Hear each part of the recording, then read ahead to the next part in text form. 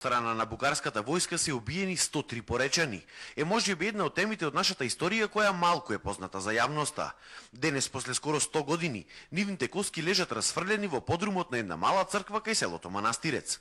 Црквата ја изградил рускиот монах Антонije, некаде помеѓу двете светски војни, кога и се пренесени моштите на починатите од преминот Барбарас, каде били убиени. Заробени се 205 поречани и на патот за Прилеп, половината од нив состави на местноста Дрвишка нива, 103, најмногу се од селото Здујње, 22 и тука се масакрирани, тоест заклани, останатите во Прилеп се во заточени, што после се повторно вратени во Порече. Свештеникот Марко Трпковски, кој има комплетната документација за овој настан, дошол до еден интересен податок.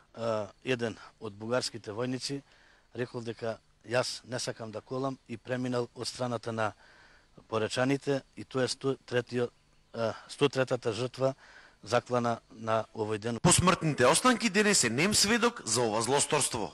Оваа црква моментално се наоѓа во крајно лоша состојба. Посмртните останки на починатите се наоѓаат расфрлани во овој подрум што е под нас.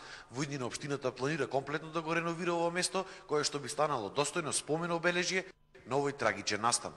Сакаме како локална самоуправа ова одбележје, спомен костурницата, да ја претвориме како еден спомен парк и да биде достапна за сите посетители од нашата општина и посетители од Република Македонија. Се планира и подигнување на споменик во нивна чест во црквата во Македонски Брод.